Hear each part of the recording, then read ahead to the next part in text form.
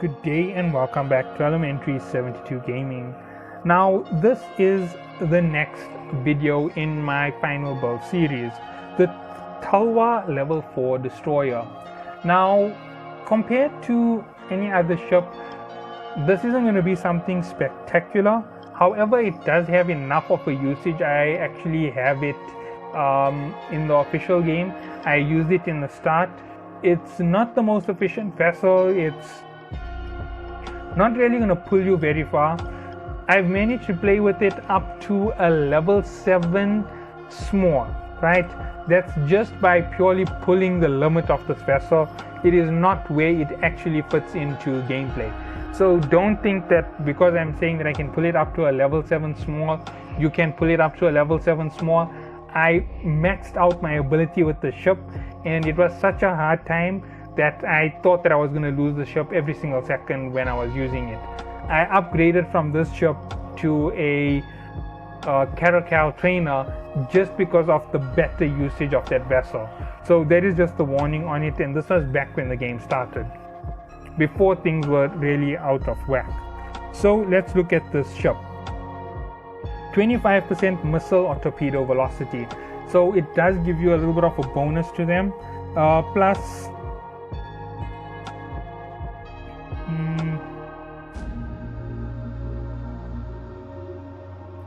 wait, this is odd. I thought it would give it per level. I'm not sure. Small torpedo operation, I would say that it's per level, because it gives you the 5 strikes there on the side, so a 50% damage increase. This is definitely something which makes it worthwhile using if you are in a pinch, so consider that as one of the reasons to use the ship. On the lower range, minus 75%, wait, no, sorry. Yeah, minus 75% warp drive signature radius penalty, and a plus 25% stasis rebel fire optimal range. My notes are incorrect for the ship, actually. I've just realized it now. It doesn't have one mid slot. I listed it for one mid slot, and for some reason I listed it for one engineering rig. So I'm way off on it. This is going to be totally by head. As you can see, 3,719 overall defense. Not that good, not that bad. 343 meters per second flight speed. Now consider this against the thrash that I gave in the last video, the Thrasher. This ship has so much of an advantage over the Thrasher. It would destroy it in an instant if we double webified it. That is how bad that ship will compare against this. This ship actually has engineering to help it, so you can up the speed so that it takes less damage. It has a wider control range for fire. You don't have to be in the person's face to actually apply any damage. Plus you can be way faster than that ship with engineering added in just one rig. Right, so we'll go on to the next thing. 4.5 AU per second warp speed, that's the way that it goes. Okay, right, so we know it's a 3x2x3, so we'll go straight to the missiles. Now understand that my missiles are going to be it's going to be very similar to another build that I've done with missiles. You're going to see that the same thing is going to start becoming a repetitive pattern, except for one difference. Instead of being a possibility of a damage control unit on the system, I'm going to go straight up adaptive. Now you might wonder, why would I go straight up adaptive? Simple. The increased durability on the shields will mean that the fluctuation isn't bad enough for me to lose so easily. Plus it's way faster than the other ship that I did with the option for the all-round damage control. Okay, so the small missiles, right?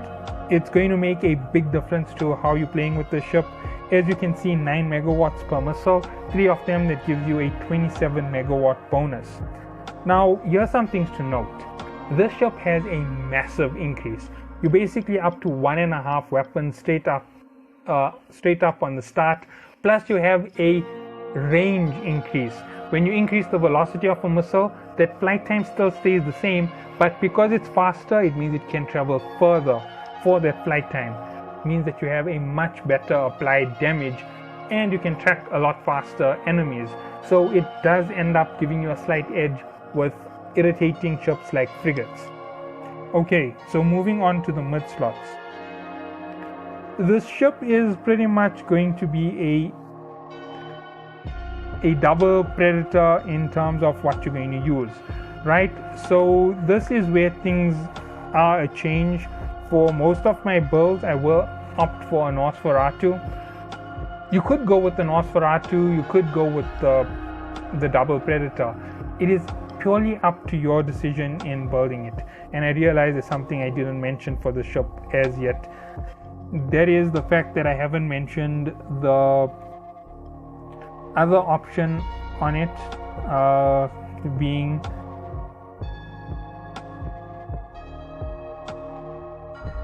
sorry, I'm getting a bit confused, being the power grid.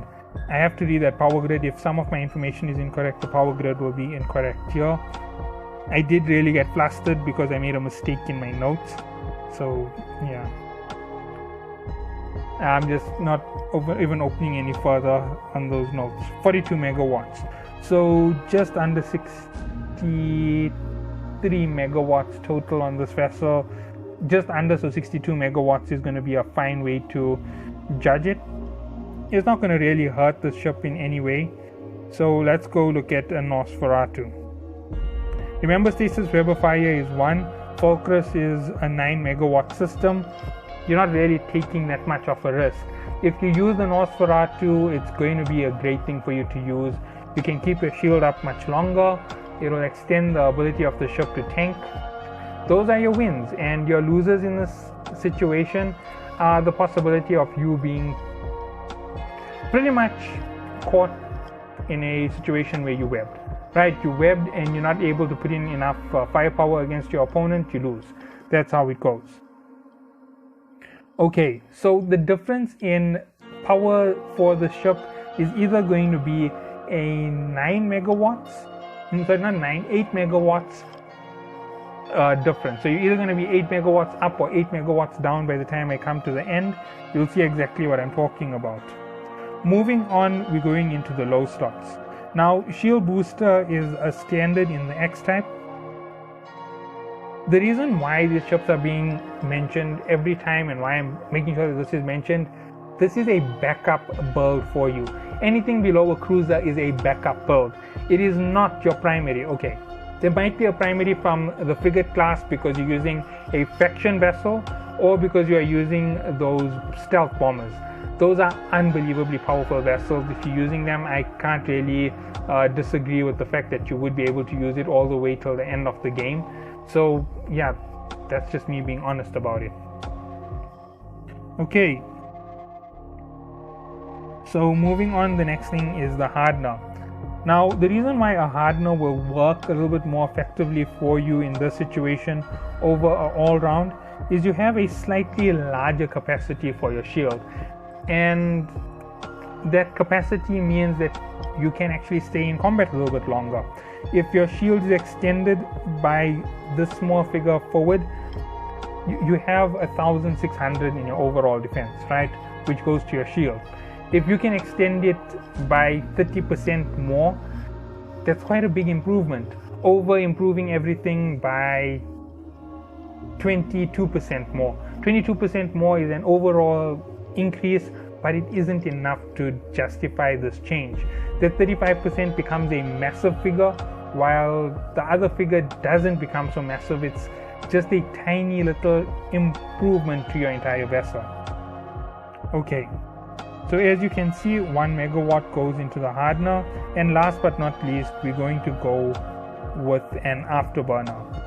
Now, you will notice that one or two things are not going to change. I'm not going to try and make this a super fast firing vessel like I did for a certain Navy issue. The reason is quite simple.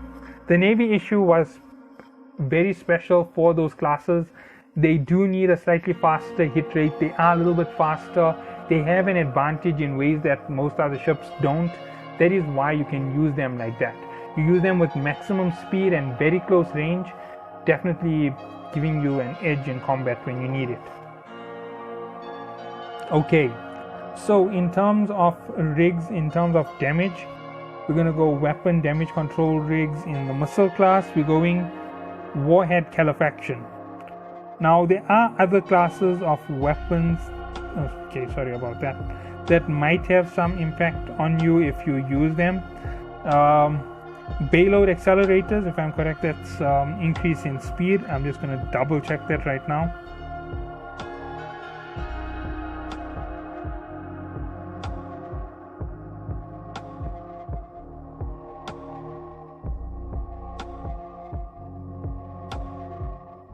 I'm just double checking that I'm right. Yeah, there's it.